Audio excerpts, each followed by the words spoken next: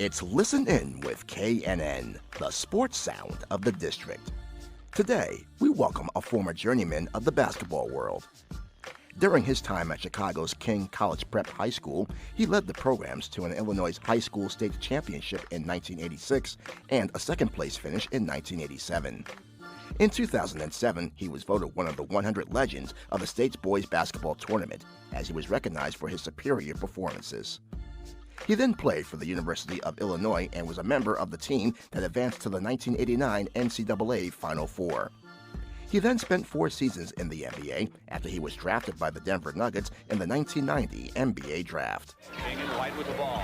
Weatherall punches it into Liberty for the easy layup. That was an excellent pass by Weatherall. Excellent pass. They're paying a lot of attention to Robinson inside, and Liberty stuck in right behind him for the lob. Robinson, another block. And it's 3-on-1 with Marcus. Liberty all the way. Bardo misses that when the rebound on the Illini have it. Battle in the corner. The lob is for Liberty, and he slams it home. What a pass by Battle. And Liberty slammed it home along the baseline. And Marcus Liberty joins this live stream broadcast of Listen In with KNN right now with your host, Kelsey Nicole Nelson.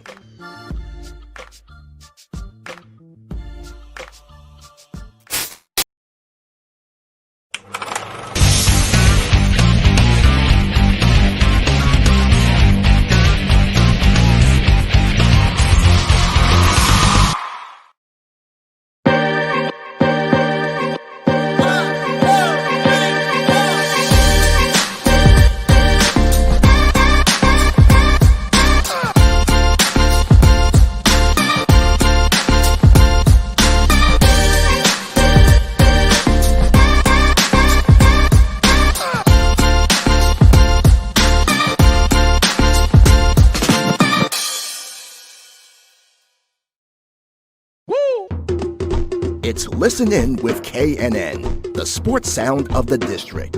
We bring you the biggest guests, great analysis, and the hottest sports stories in the nation's capital and beyond. And we bring it to you live. Welcome to this live stream broadcast of Listen In with KNN. Here's your host, Kelsey Nicole Nelson.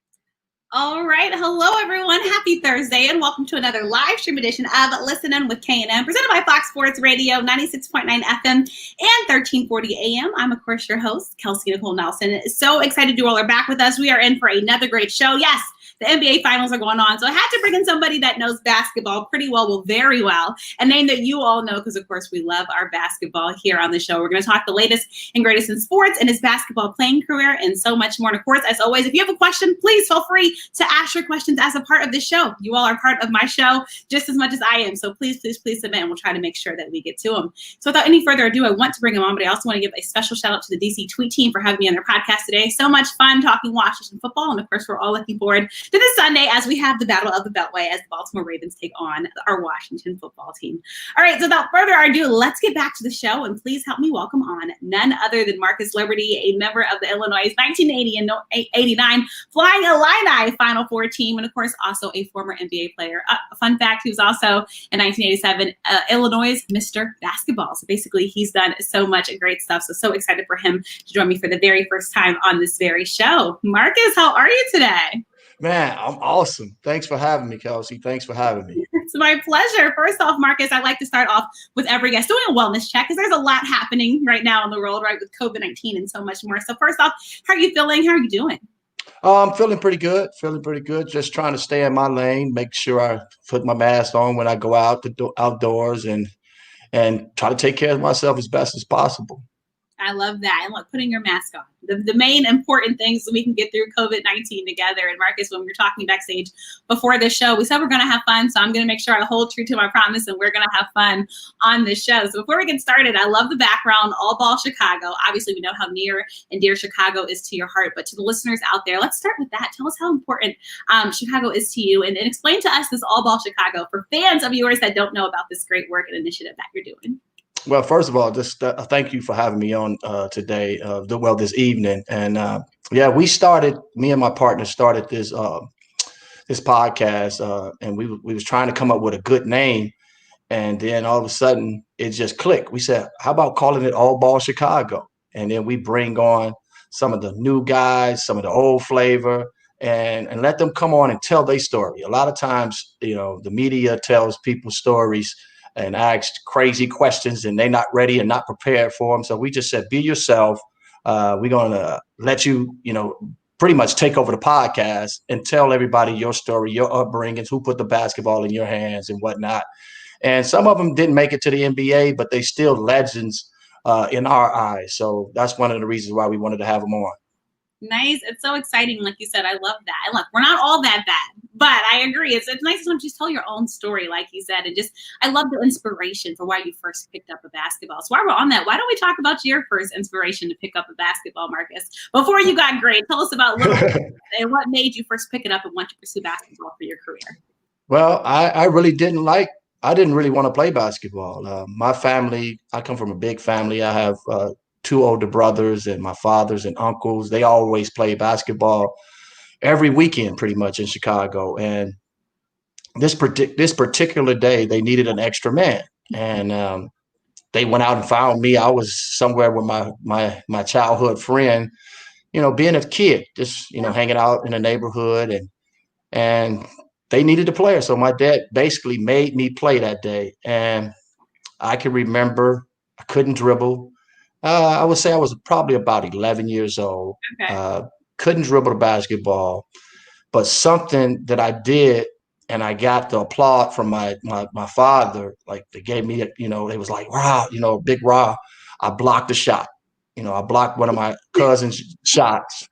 And that feeling that I got from that, made me want to continue to play basketball. So I asked my dad, can he show me? And the next morning I was back out there playing with him and he was showing me the ropes and the ins and outs of basketball, and the rest is history.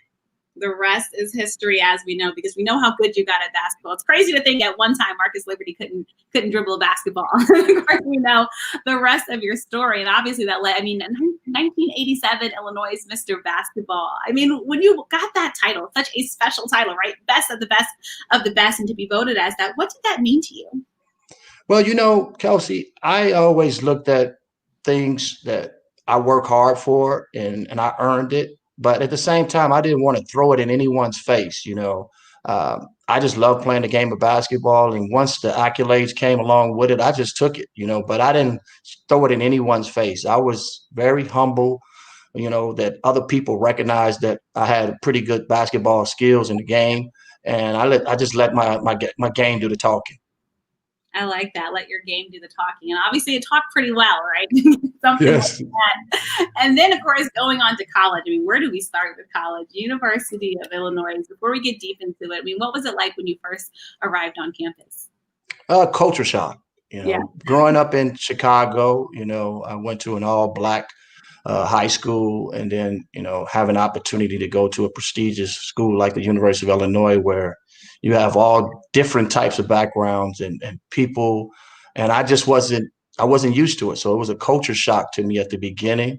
And then I can remember, the assistant coach at the time, Jimmy Collins, he was like, you know what, you're going to fit perfect, man. Just, mingle, start talking, because I was a quiet kid. I didn't talk that much, So I remember one of my professors, they actually talked to me and said, you got to open up. You got to start opening up so people can get to know who you are. And then I started doing it and I started liking college a little bit more and more. I wasn't getting as homesick as I was earlier on. And then a lot of people didn't know that my freshman year, I didn't even play, because of that Proposition 48. So you couldn't play your freshman year. And so I didn't even really play. So it was like I was an outcast. Yeah. And so I had to find my way through the student body, playing pickup games with them. And I mean, of course, the competition was not as like I was going to be playing in the Big Ten, but it still was pretty good. It kept me in shape, but I wasn't like really, really ready for that Big Ten grind. Right. And just going off of that, I mean, like you said, you weren't playing, right? And so when you've been playing basketball, you're excited to finally get there, right? And get on the court. Like, what's going through your head? How do you keep yourself motivated and prepared for that next moment? Well, I was still hanging around the fellas, the guys that were still playing. So they kept me motivated. And of course, every now and then I had to throw in, back then, we had the VHS. I had to throw in the old high school tape. And then I reminisced, and said, man, this is the stuff that I used to do, and I can continue to do it. So kind of motivated myself along with my teammates. I like that because I feel like that's such a good message now, Marcus, to men out there, who go through a similar situation. The fact that maybe they go to a good college, right? They were beasts in high school, and all of a sudden they find themselves sitting on the bench. I think, you have to kind of go through your mind, Marcus, and figure out like what's next, right? Like, do you kind of just slump and be mad, or do you use that to become better and be prepared for that moment? So, I would love to see if you have a message out there for those young men, Marcus, who will be in that situation, hopefully this basketball season, right? Should we have it, or anybody else who might find themselves in a similar position in the future? Yes, first of all, and first and foremost, I always tell people to make sure you pick the right school. A lot of times people pick the wrong school, and then that's one of the reasons why they're unhappy. Right. And then when I got to the University of Illinois, I understood that I had a lot of work to do. What I did in high school is what I did in high school. I couldn't expect anything less when I got to college. I knew the college basketball game was going to be a little faster. I knew guys were going to be stronger. I just wanted to get my, face out there, my head out there. I wanted to get in the water and just, let it be. And then I'll figure it out. But I missed that freshman year, so I didn't have that opportunity. But I learned a lot off the court, and it made me understand really what was at stake. And once I figured that out, and then my teammates, of course, they brought it. They helped me, bring it along as well. And the rest is history. But you have to make sure you pick the right school. A lot of times kids just don't get it, and then they end up bouncing around from 1 to 2 to 3 schools, different schools. My father always taught me, if that's the decision you make, you have to stick with it, through good and bad, you'll fight through it eventually, and everything will work itself out. And I did that. And I owed a lot to Coach Henson too. Even though I was the #1 high school player coming in, he didn't let that go to my head. He said, you know what, it's time for you to prove to us on this level now. And he brought me along slowly. He didn't just throw me out there immediately. So I respect him for that, and I became a pretty good basketball player at the University of Illinois. Yeah, like you said, I think it's that humbling experience, right? Like you said, when you're #1, right, you're ready to get into it. But college is it's a different level, right? Then you kind of have to prove yourself again, right? You're kind of starting all over. But obviously, again, we see how it worked out and why you were just so great at the sport that you played. And now let's move forward to that next year with basketball. Talk about that transition and what that was like for you, because we know what happened, but we want to hear from your own words, Marcus. Yeah, but in 1989, we built something special. Everybody stayed on campus that summer. We didn't go back home.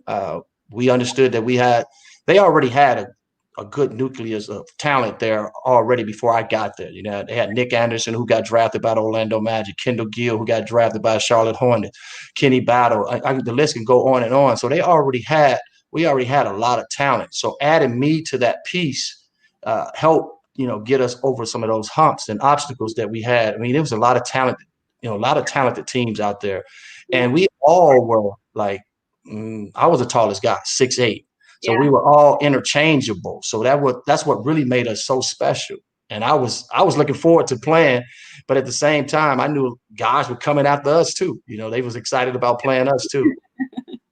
Exactly. And what a special year that was. Before we keep talking about that, I do want to go back to something you said earlier about choosing the right school, because I'm sure you've seen this, but there's a new wave, and I'll say a new push, where we have top tier high school athletes considering HBCUs, right, our historically Black colleges and universities, as a viable place, right, to continue their careers. Like now at Howard University, we saw a 5-star recruit land, and we know what that sent to the DC media landscape here, because guess what? People are going to be going to Howard to cover him and his talent. But in your just position education and, of course, your background with playing basketball. How have you liked that wave? And if you could go back, do you think you would have considered an HBCU for your basketball career? You know what, Kelsey, and I say this a lot too when I go out and speak to on my podcast, and a little bit, when I go out in public and speaking.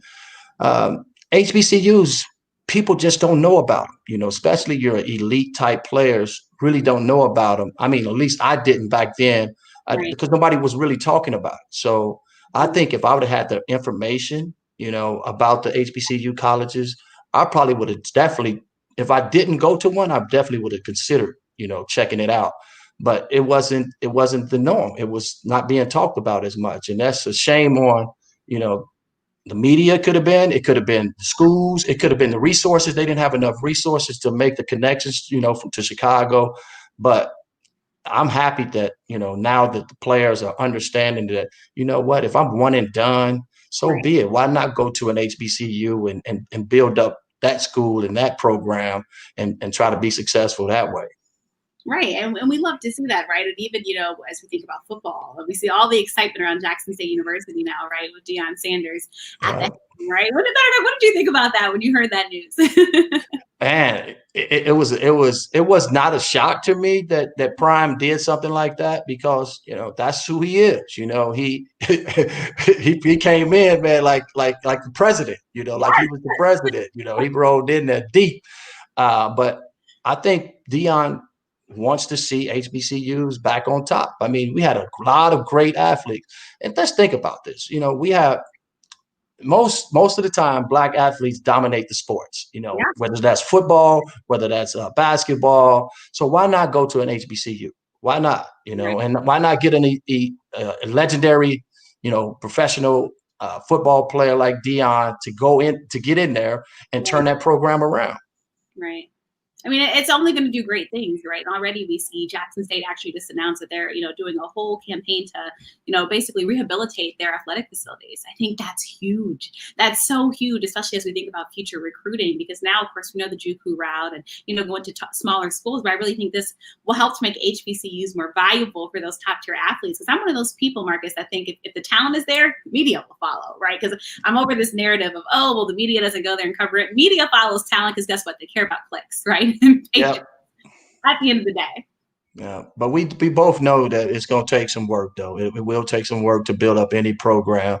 He's going to have the resources. Of course, he's going to have the dollars being thrown his way so he can rebuild the, locker rooms and the facilities and whatnot. And, kids, that's what they want to see, not. And I think Deion is going to open up a lot of kids' eyes, too, a lot of teenagers' eyes that, look here, man. You're not coming here to play because I got a fancy locker room. You're coming here to get some knowledge from the coach, and maybe I can just help you get to that next level. Exactly. And what a coach to learn from, right? Prime himself. Doesn't get That's right. That. And we'll transition back to your college career. We actually have a live question from one of our viewers. Lou Henson was one of the all-time great basketball coaches and a genuinely great guy, which I believe everybody would say. Any thoughts or stories about him, Marcus? You know what? I used to always tell these stories about Coach Henson. He was funny, but it was kind of funny in his own kind of way. It wasn't like he was trying to make a joke, but I think he was starting to lose his memory a little bit. I remember one game he grabbed me because someone did something wrong on the court. He grabbed me and he pulled me up and he said, "Marcus, go in and get Liberty." And I said, "What?" I said, "So you want me to go in?" And then I had to pull myself back out of the game, Coach. And he looked at me and said, "Just go in the game." So that was one of the stories I remember. But he was definitely a defensive coach. Yeah. So he was a defensive minded coach. He didn't change his ways as far as what you see now. I mean, because he had that type of talent that each one of us could have bring the basketball up the court. He didn't believe in that. He wanted the guard to still bring the ball up. So he was still kind of stuck in his ways, but it was his program. So he had every right to do what he wanted to do. I love hearing stories like that again, because it was such a special moment. And while we're talking about defense, I'm going to transition over to the NBA really quick, because I'm sure you've heard this, Marcus. People like Kelsey are everybody, right? They don't play defense anymore in the NBA. What are your thoughts on that? How do we get it to being back this, defensive league? Because I'm one of those people that does believe that defense wins championships. Well, Kelsey, but you got to look at it like this too. Yeah. It's not entertainment. Yeah. It's not fun, so that's why the NBA is scoring. They're scoring so many points because it's entertainment. So it's fun. So it's a fast pace. I'll tell you a story about when Paul West had my first year in the NBA. Yep. And we were running so much in practice. He had us in the swimming pool. We was doing all type of stuff. And I was like, Coach, we never work on defense.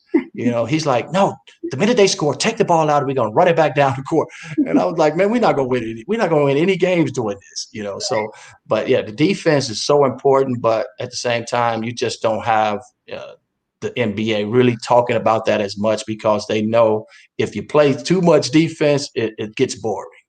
Right. And it's just a sad fact of the matter, right? It is entertainment. Sports and entertainment hand in hand, right? And this is why we love sports. We love the dunks. We love the flashy moves. And usually those do come on the offensive side of the ball. So I'm sorry if you want defense in the NBA. I don't know.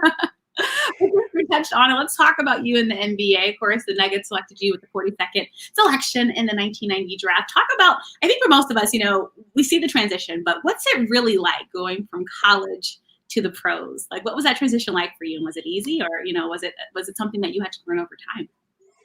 Yeah, talent wise, I thought that I can play in the NBA. The business side of it, I didn't really understand it at first, and I was looking for someone to show me, but the older guys were looking at me like, you about to come in and take my spot. So I'm not about to show you the ropes. So I never really got that opportunity to understand what the NBA was all about on the business side, even though I came in the same year with Chris Jackson, who changed his name to Mahmoud Abdul-Rauf. Right. And so he was of course was a lottery pick, and I came in at the second round as their second pick. So it wasn't as much pressure on me than it was on him to come in and do what he needed to do. But at the same time, I wanted to be out there playing, and I just never really got that chance, that opportunity to play as much my rookie year. Right. But I started building on, started working out more. So, but yeah, the NBA is definitely, those guys are definitely faster, stronger, quicker, a lot, and can shoot the ball from downtown. I mean, I remember watching Chris Jackson shoot, and I was just in awe watching him shoot. I mean, he wouldn't count. He wouldn't let the ball wouldn't count. It doesn't count if it doesn't go in all net. He wanted that ball to swish every time. And I was just in awe, man. I used to love watching him shoot the basketball.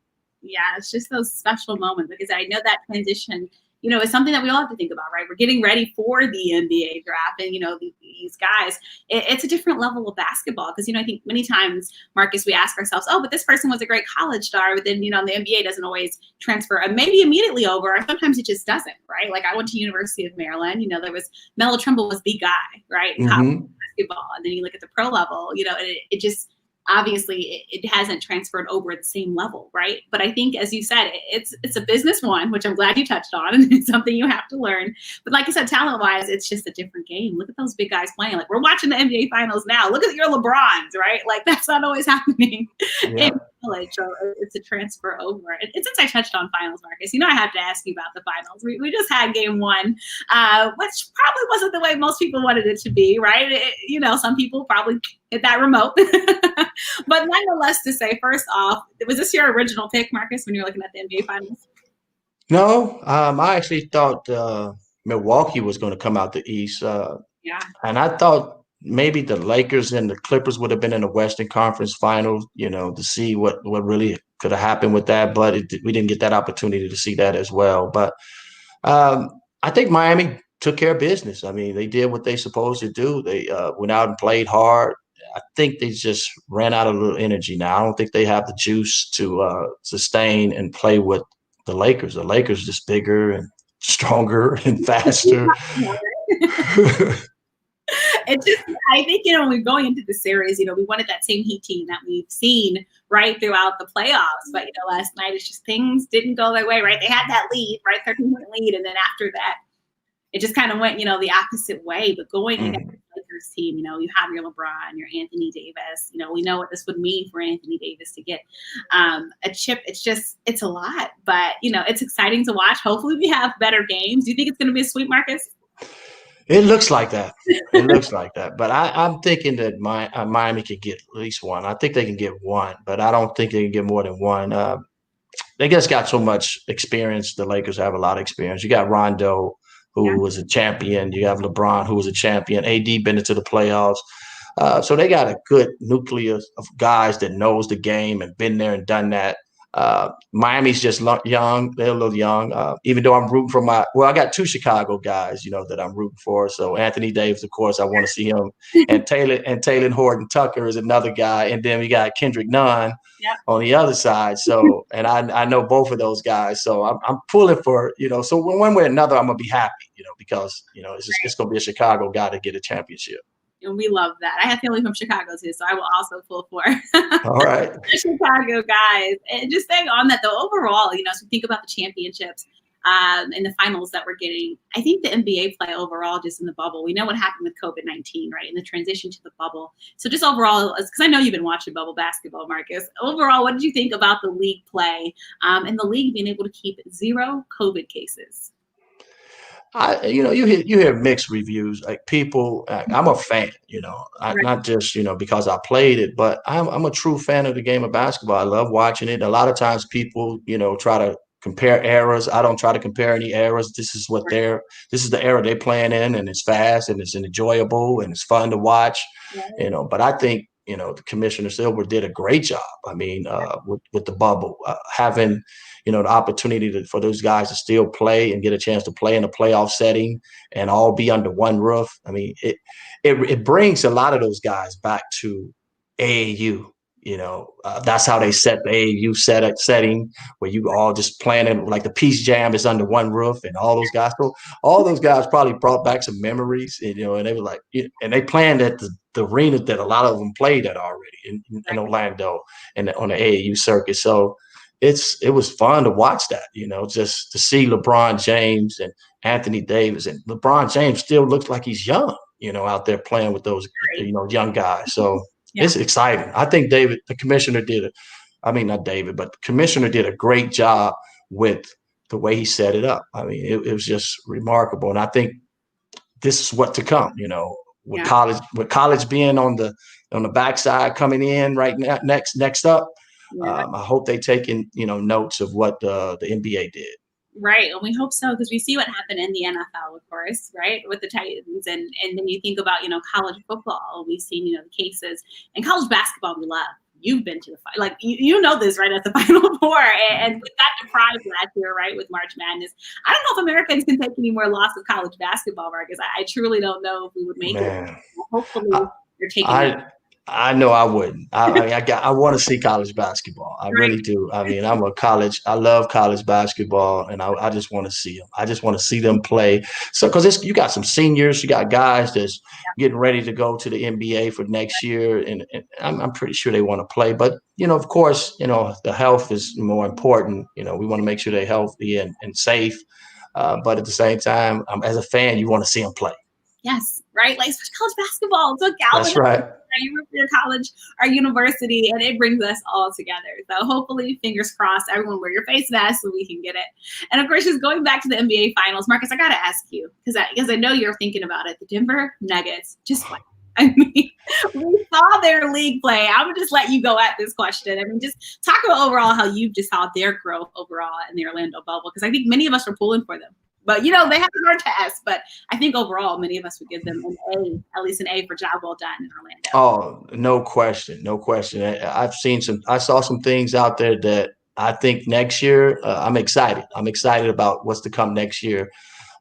Murray, he showed that he can be that elite player and worth the money that he got paid, and Big Joker. He's been doing that, pretty much since he's been in the league, handling the ball, passing. And now we got Michael Porter, he's coming along. So I'm liking it. I hope they can keep Grant, I hope they don't lose Grant, to free agency. But I like what I see with the Nuggets, and coach is, he's awesome. I mean, you could tell the players coaches when you watch how he coaches, how he talks to the players, and I think that's what the game is more, coming toward, with coaches being player type coaches that really want to get involved and help kids be successful. It's not that old school grind, get in your face, put people down.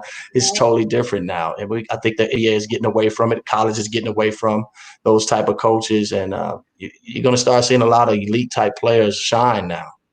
Yeah, and I think that's huge, especially because we know how important coach play is, because of course this week probably one of the bigger shockers, maybe to some, was Doc Rivers and the parting, right, with the Clippers.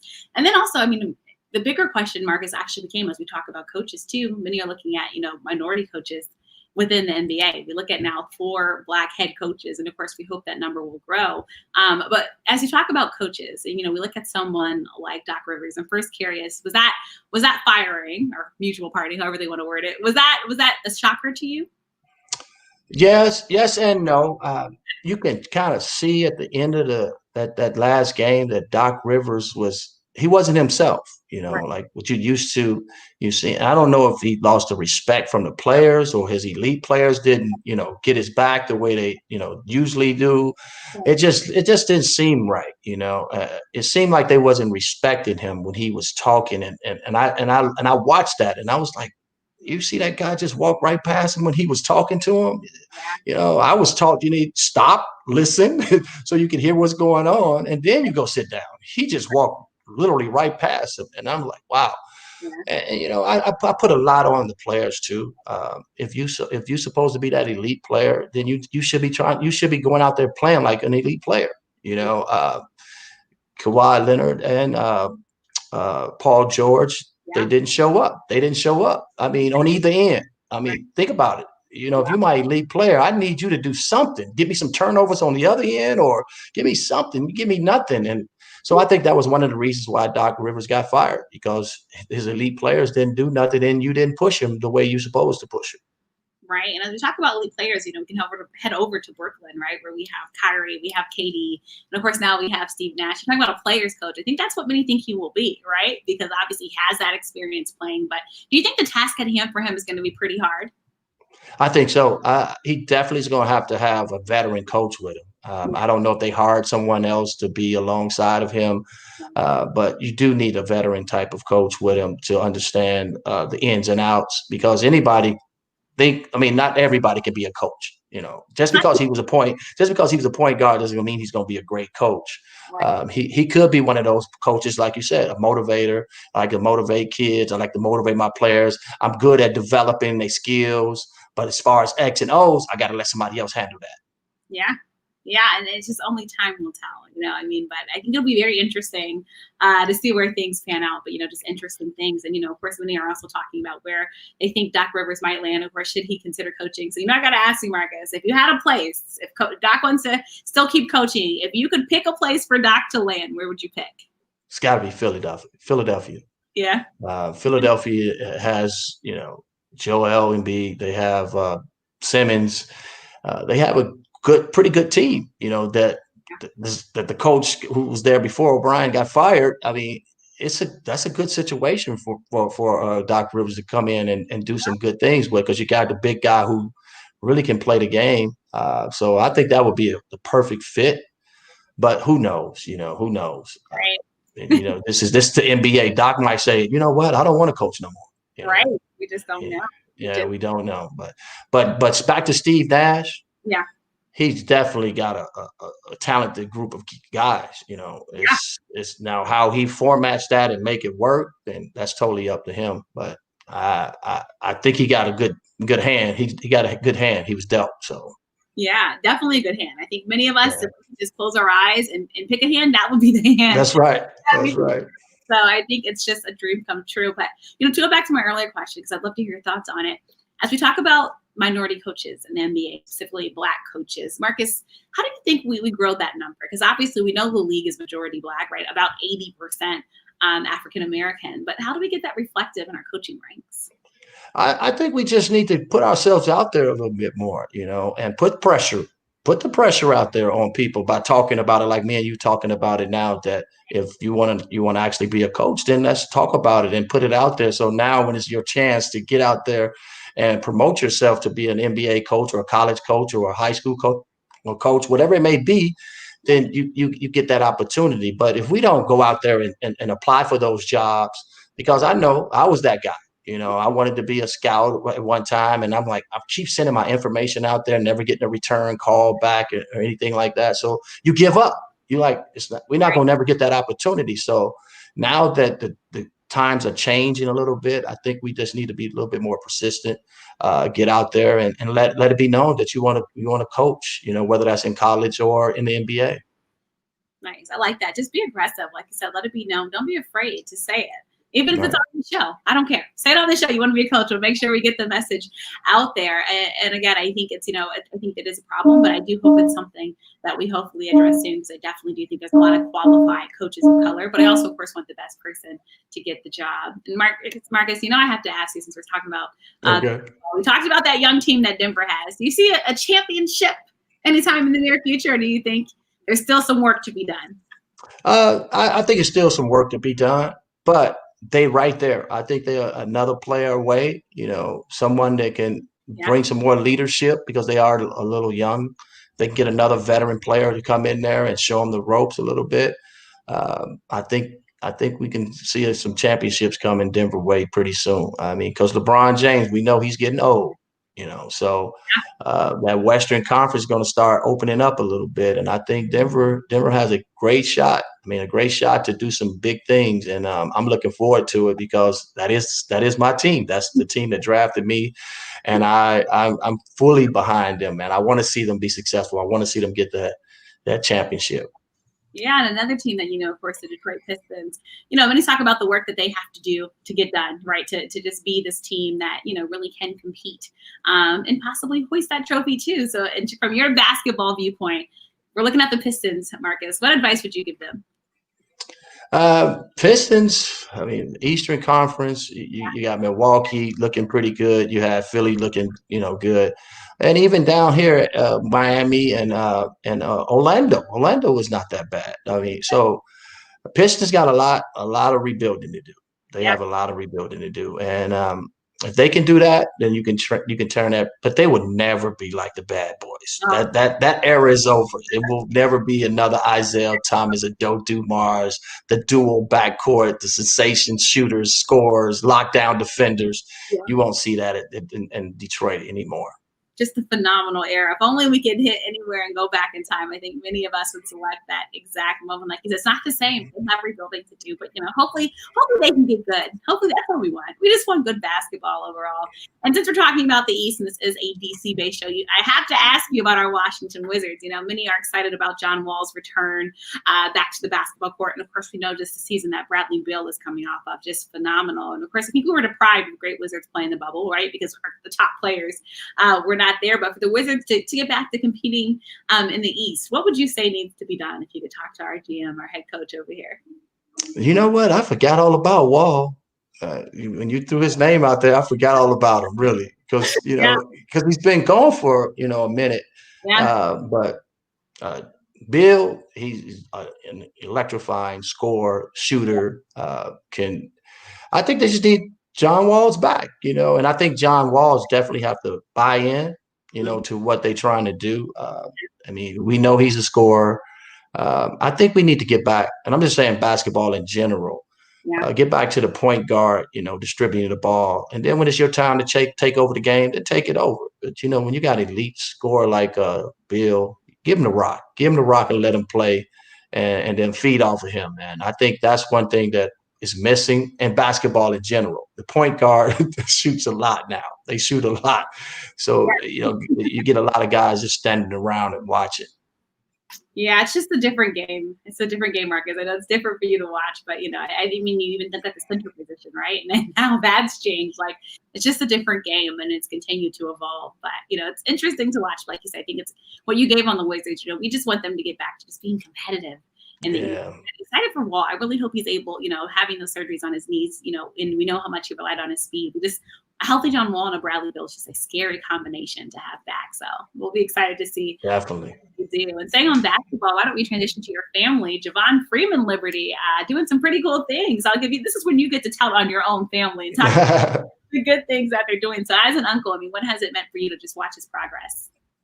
Well, seeing him come from, where he came from in high school as, 3-star player, and didn't get a lot of recognition. I just stayed in his ear. I had to stay in his ear as an uncle, and I told him, quit playing to the social media for likes, go out and compete. People will find you. And then he wanted to commit early, college wise. He went to Valpo, and then he ended up transferring to DePaul because of, family history. My mom is sick and he wanted to be close to his mom. Actually, both grandparents are sick. So that played a lot. And I lost my brother. So he saw some things in his life and he lost one of his good friends who was a mentor to him to COVID. He ended up dying. So he's been going through a lot. So he's like, I want to be close to my family, so he made that decision to go to DePaul, and hopefully, he can get the waiver and play immediately, because the kid loves to play the game of basketball. And I think he has a lot to prove and a lot to show people that he belongs on that big stage. He's a 6'4" point guard who can do pretty much it all. He loves to play defense. Remember, we talked about defense early. He loves to play defense, but he's an electrifying scorer too. He can score the basketball. That is wonderful. Again, just wishing him the best and excited to hopefully cover him, when I get back to covering college basketball. Fingers crossed, of course. And Marcus, thank you so much for letting me take so much of your time. Before I let you go, I do want to ask you, when you look back on your life and your career, what do you want to most be remembered for? Giving back. Giving back. My father taught me this a long time ago. All the knowledge that you've gotten from different coaches and different people in your life, throughout your life, it's up to you to give it back. Don't keep it. Don't hold it on. Don't hold on to it just for yourself. Give it back to the next generation and let them learn and understand what they need to go through. Because a lot of times we, as basketball players, we like, well, I was cold, man. I was Well, help somebody else be cold. Help somebody else be great. Right. So that would be my advice to our listeners out there today. I love that. Just give back, right? And never forget where you come from. Never. You can't, right? It's special to you, and it's made you who you are. And just so we can keep up with you, Marcus, what's next for you? How can we follow you? What are you going to be up to in the coming months and weeks? Definitely All Ball Chicago. Follow us on Facebook. I'm actually a girls coach here in town. High school. Yeah, I coach girls here. So I coached the boys before, so I coach the girls. I just love basketball. I really love basketball and just giving back my knowledge. So that's one of the things I'm doing. And also, before we got on, I heard some music, in your intro. Is that go-go music? Or? DC, near. You have to give each guest some go-go flavor, Marcus. Dennis Scott was my man. So Dennis Scott used to always, hit the table with that boom, to pat pat, boom, pat pat, boom. And then he started singing, man. So he turned me on to the go-go scene, man. D. Scott. So shout out to D. Scott. No, D. Scott, very, very well. That's so awesome. But yes, if you come to DC, you're going to make sure we play some go-go for you. That is our official music of DC, and you can only get it in DC. Don't let anybody else tell you any differently, Marcus. So I'm glad we did this with that, okay? If you need recommendations, reach out to me. I got you, Marcus. All right. I'm going to hold you to it. But thank you again so much for coming on my show. I truly, truly, truly appreciate your time. Just any last words for the listeners? Well, no, to you. Anytime you would like me to come on, feel free to, inbox me, whatever. And I'll get back on if I'm not doing anything. But to your listeners, continue to support you, continue to share her information out to the world, man. We want to blow up. We want to blow Kelsey up like 5 million, 10 million views, man. We need that. So let's keep pushing it. I appreciate that so much, Marcus. Thank you again so much for letting me steal your Thursday. I will give you back to Chicago to do all the wonderful things that you're doing. But thank you again so much for your time. And yes, please don't be a stranger to the show. All right. Appreciate it. Thank you. Thanks so much. Have a great one. Bye-bye. All right. You too. Bye-bye. All right, you guys just heard from the one and only Marcus Liberty. Thank you so much for having him on the show. And of course, wow, he's got me excited for March. I'm already excited for college basketball. But of course, thank you all so much for joining me on this special edition. Also, check out the audio version of the show that just dropped on Wednesday. A special thanks to Dave Johnson for joining me. Of course, many of you all know him in this area, specifically WTOP Senior Sports Director, of course, play-by-play voice for DC United. And yes, for the Wizards, y'all are used to hearing him just like me on the radio party. Great episode with him talking about all the great stuff he's doing. And yes, we talked a lot of basketball. And then coming up this Saturday, I have a very special guest joining me at 2 p.m., which I hope you all will join me, coming from Tyler Perry's BET comedy series, Sisters. All right, so I am so excited. The content will continue to come. Of course, join me every Thursday and Saturday. We have so much action-packed content joining you all for October and November, and we're already planning December. Yes, it's getting that busy and full, so I hope you all will continue to join me. And as always, thank you so much to my loyal listeners. I could not do it without you. And also this week, if you're following me, please be sure I'll be dropping 3 new shows for the Washington football team, The Life, The Fit, and Washington Unfiltered. Be on the lookout for those as well. So we're doing football, we're doing basketball. We do a little bit of everything on the show. No discrimination here. All right, thanks so much for listening, and I'll see you all this Saturday. Have a great one. Bye, guys.